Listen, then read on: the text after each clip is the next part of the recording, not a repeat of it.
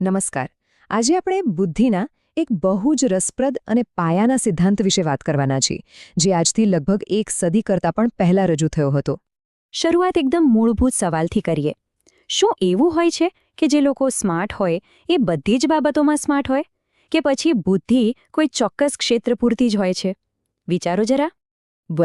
આ જ સવાલનો જવાબ આપવાનો પ્રયત્ન કર્યો મનોવૈજ્ઞાનિક ચાર્લ્સ સ્પિયરમેને છેક 1904માં. અને એમણે જે જવાબ આપ્યો એ ખરેખર ક્રાંતિકારી હતો. એમણે રજૂ કર્યો એમનો દ્વિઘટક સિદ્ધાંત. તો શું છે આ સ્પિયરમેનનો સિદ્ધાંત? ચાલો એના મૂળ વિચારને સમજીએ. એકદમ સરળ શબ્દોમાં કહીએ તો સ્પિયરમેનનું કહેવું હતું કે બુદ્ધિ કોઈ એક ચીજ નથી. એના બે મુખ્ય ભાગ છે. એક છે સામાન્ય ઘટક, જેને આપણે જી ઘટક કહીશું, અને બીજો છે વિશિષ્ટ ઘટકો, એટલે કે એસ ઘટકો. બરાબર. તો હવે આ જી અને એસ ઘટકો શું છે એને થોડું વધારે ઊંડાણમાં સમજીએ. જો જી ઘટક એટલે આપણી જનરલ ઇન્ટેલિજન્સ.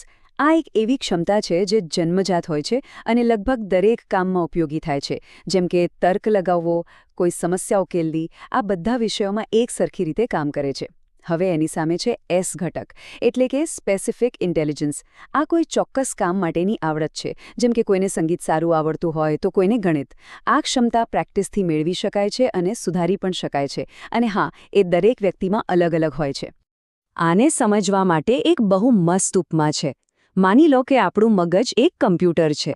તો એમાં જે જી ઘટક છે એ એનું સીપીયુ છે, એની મૂળભૂત પ્રોસેસિંગ પાવર. અને જે એસ ઘટકો છે એ બધી અલગ અલગ એપ્સ છે જે આપણે એના પર ચલાવીએ છીએ. સિમ્પલ. તો સવાલ એ થાય કે સ્પિયરમેને આખી વાતને વાસ્તવિક કામગીરી એટલે કે પરફોર્મન્સ સાથે કેવી રીતે જોડી. એમણે આ માટે એકદમ સરળ પણ ખૂબ જ દમદાર સૂત્ર આપ્યું. કોઈપણ કામમાં આપણું પ્રદર્શન બરાબર જી વત્તા એસ, એટલે કે આપણી સામાન્ય બુદ્ધિ અને એ કામ માટેની આપણી વિશિષ્ટ આવડત, આ બંનેનો સરવાળો. હવે એમ થશે કે તેઓ આ તારણ પર પહોંચ્યા કેવી રીતે? તો એમણે ફેક્ટર એનાલિસિસ નામની એક આંકડાકીય પદ્ધતિનો ઉપયોગ કર્યો. એમને જોયું કે જે વિદ્યાર્થીઓ એક ટેસ્ટમાં સારા માર્ક્સ લાવતા એ બીજા તદ્દન અલગ વિષયના ટેસ્ટમાં પણ સારા માર્ક્સ લાવતા. આના પરથી જ એમને ખ્યાલ આવ્યો કે કોઈક એક સામાન્ય બુદ્ધિ એટલે કે જી ઘટક છે જે બધા જ કાર્યો પાછળ કામ કરી રહ્યો છે. તો આ સિદ્ધાંતની મુખ્ય વાતો શું છે? પહેલું, બુદ્ધિના બે ભાગ છે. બીજું, જી ઘટક બધી જ પ્રવૃત્તિઓમાં કામ આવે છે, જ્યારે એસ ઘટક કોઈ ચોક્કસ પ્રવૃત્તિ માટે જ હોય છે. અને સૌથી અગત્યનું, જી ઘટકને વધુ મહત્વપૂર્ણ ગણવામાં આવે છે, જ્યારે એસ ઘટકોને પ્રેક્ટિસથી સુધારી શકાય છે. ઓકે, તો આ બધી તો થિયરીની વાત થઈ. પણ આનો શિક્ષણમાં શું ઉપયોગ? વર્ગખંડમાં આ કેમ મહત્વનું છે? ચાલો જોઈએ. આ સિદ્ધાંતને શિક્ષણમાં લાગુ કરવા માટે શિક્ષકો 3 પગલાં લઈ શકે છે. સૌથી પહેલાં, વિદ્યાર્થીની સામાન્ય બુદ્ધિ એટલે કે જી કેટલી છે એ ઓળખવું. બીજું, એની વિશિષ્ટ પ્રતિભાઓ કઈ છે એટલે કે એના એસ ઘટકો કયા છે એને વિકસાવવામાં મદદ કરવી. અને ત્રીજું, આ બંનેના આધારે દરેક વિદ્યાર્થી માટે ભણાવવાની પદ્ધતિમાં થોડો ફેરફાર કરવો. અલબત્ત, કોઈ પણ સિદ્ધાંત સંપૂર્ણ નથી હોતો. એટલે આપણે આખા વિષયને સરવાળે સમજીએ એ પહેલાં આ સિદ્ધાંતની કેટલીક મર્યાદાઓ પર પણ નજર નાખવી જરૂરી છે. આ સિદ્ધાંતની સૌથી મોટી ટીકા એ છે કે બુદ્ધિને કદાચ જરૂર કરતાં વધારે સરળ બનાવી દે છે. અને બીજું, એ સર્જનાત્મકતા કે પછી ભાવનાત્મક બુદ્ધિ જેવી બાબતોને સંપૂર્ણપણે સમજાવી શકતો નથી. આજના જમાનામાં તો આપણે જાણીએ છીએ કે આ બંને કેટલા જરૂરી છે. તો ચાલો આખા સિદ્ધાંતને ફટાફટ રિવાઇઝ કરી લઈએ. સિદ્ધાંત આપનાર ચાર્લ્સ સ્પિયરમેન. સિદ્ધાંતનું નામ દ્વિઘટક સિદ્ધાંત. બે ઘટકો કયા? જી એટલે કે સામાન્ય બુદ્ધિ અને એસ એટલે કે વિશિષ્ટ ક્ષમતા. સૂત્ર છે P=G+S અને પદ્ધતિ હતી ફેક્ટર એનાલિસિસ. આ આખા સિદ્ધાંતનો સાર બસ આ એક જ વાક્યમાં છે. બુદ્ધિ એટલે સામાન્ય ઘટક અને વિશિષ્ટ ઘટકનો સરવાળો. તો હવે અંતમાં એક વિચારવા જેવો પ્રશ્ન. જો આ સિદ્ધાંતને ધ્યાનમાં રાખીએ તો દરેક વ્યક્તિમાં કોઈને કોઈ એસ ઘટક તો સૌથી મજબૂત હશે જ. એ કયો હોઈ શકે? જો જ્યારે આપણે કોઈનું વજન કે ઊંચાઈ માપવી હોય ને, તો વજન કાંટો કે ફૂટપટ્ટી પૂરતા છે. આંકડો એકદમ સ્પષ્ટ મળી જાય. પણ જ્યારે બુદ્ધિ માપવાની વાત આવે ત્યારે આ બધા સાધનો સાવ નકામા થઈ જાય છે. સાચી વાત છે. બુદ્ધિ કોઈ એવી સિદ્ધિ કે સરળ વસ્તુ તો છે જ નહીં. બરાબર. અને એટલે જ આજના આપણા આ સ્ત્રોતોના ઊંડાણપૂર્વકના અભ્યાસમાં આપણે એ જ સમજવાના છીએ કે આ બુદ્ધિનું માળખું છે શું. ખાસ કરીને 1904માં ચાર્લ્સ સ્પિયરમેને જે દ્વિઘટક સિદ્ધાંત એટલે કે પેલી 2 ફેક્ટર થિયરી આપી હતી ને એના પર આપણે ચર્ચા કરીશું. હું ખરેખર એ વિચારતો હતો કે શિક્ષકો આ સિદ્ધાંતનો ઉપયોગ કેવી રીતે કરી શકે. હા, અને સ્પિયરમેનનો એ વિચાર ખરેખર એ સમય માટે બહુ જ ક્રાંતિકારી હતો. હું તો કહીશ કે એમણે એક બહુ રસપ્રદ પેટર્ન શોધી કાઢી હતી. એમણે શાળાના વિદ્યાર્થીઓના અલગ-અલગ વિષયોના માર્ક્સ જોયા અને ફેક્ટર એનાલિસિસ. એક મિનિટ. અહીં જ મને થોડી મૂંઝવણ થતી હતી. સ્ત્રોતોમાં ફેક્ટર એનાલિસિસ શબ્દ બહુ વારંવાર આવે છે, પણ એ ચોક્કસ છે શું? શું એ આંકડાઓનો કોઈ જાદુ છે કે?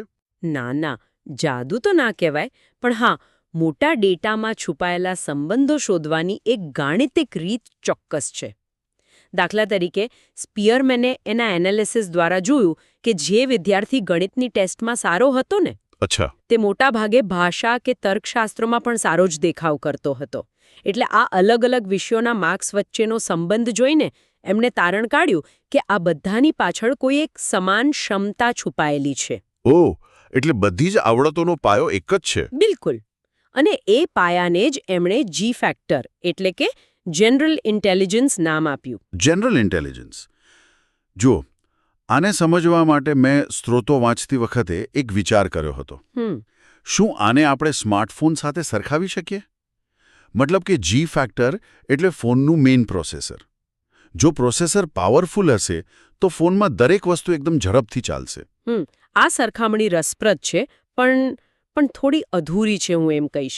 કારણ કે જી ફેક્ટર એ માત્ર કામ કરવાની સ્પીડ નથી, તે વ્યક્તિની મૂળભૂત માનસિક ઉર્જા છે. માનસિક ઉર્જા એટલે? હા, જેમ કે વર્કિંગ મેમરી, સમસ્યાઓનો તર્કબદ્ધ ઉકેલ લાવવો અને નવી પરિસ્થિતિઓને સમજવાની ક્ષમતા. પરંતુ ફોન માત્ર પ્રોસેસરથી તો નથી ચાલતો ને? ના, એમાં તો પેલી એપ્સ પણ હોય. બરાબર. એમાં અલગ-અલગ કામ માટે ખાસ એપ્લિકેશન્સ હોય છે. બસ સ્પિયરમેને આને જ એસ ફેક્ટર અથવા સ્પેસિફિક એબિલિટી કહી છે. અચ્છા, એટલે કે વિશિષ્ટ બુદ્ધિ. કોઈ કેમેરાની એપ છે તો કોઈ ગેમ છે.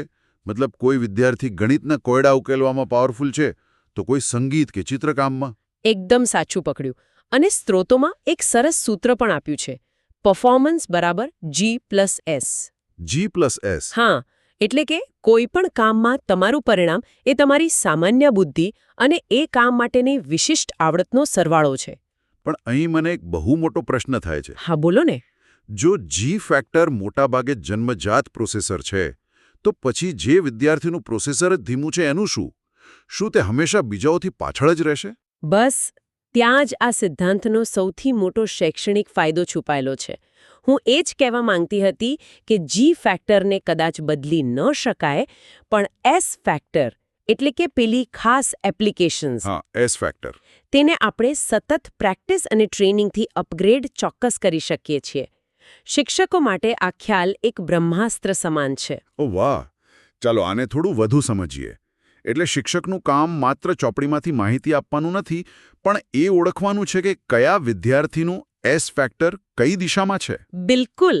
જો શિક્ષક પહેલા જ સમજી જાય કે કોઈ વિદ્યાર્થીનું જી ફેક્ટર એટલે કે સામાન્ય તર્ક ક્ષમતા થોડી નબળી છે, પણ તેનું એસ ફેક્ટર એટલે પેલી સ્પેસિફિક એબિલિટી, હા, એ સ્પેસિફિક એબિલિટી દ્રશ્યો સમજવામાં એટલે કે વિઝ્યુઅલ આર્ટ્સમાં ખૂબ ઊંચી છે, તો શિક્ષક તે વિદ્યાર્થીને ગણિત શીખવવા માટે માત્ર આંકડાઓને બદલે ચિત્રો કે આકૃતિઓનો ઉપયોગ કરી શકે. એટલે નબળાઈઓને આવડતથી કવર કરવાની વાત છે. સાચી વાત.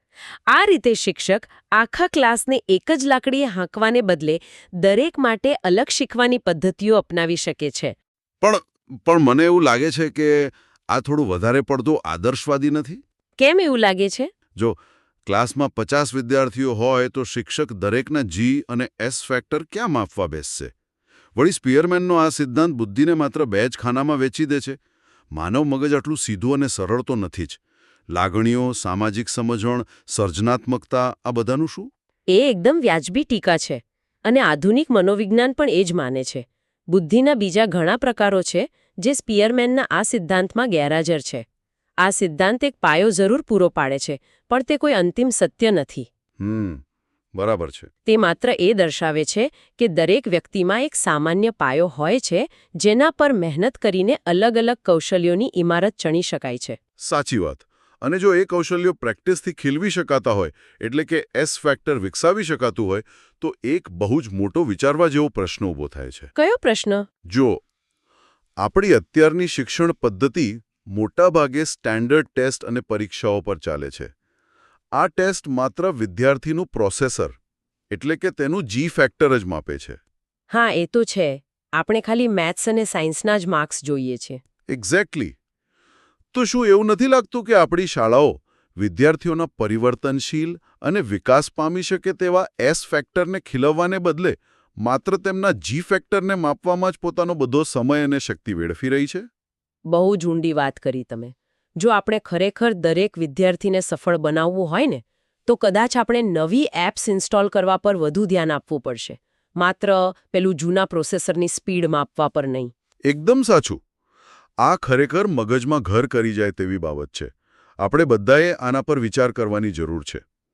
અને આ જ જટિલ પણ રસપ્રદ વિચાર સાથે સ્ત્રોતોના આજના ઊંડાણપૂર્વકના અભ્યાસને આપણે અહીં જ વિરામ આપીએ છીએ.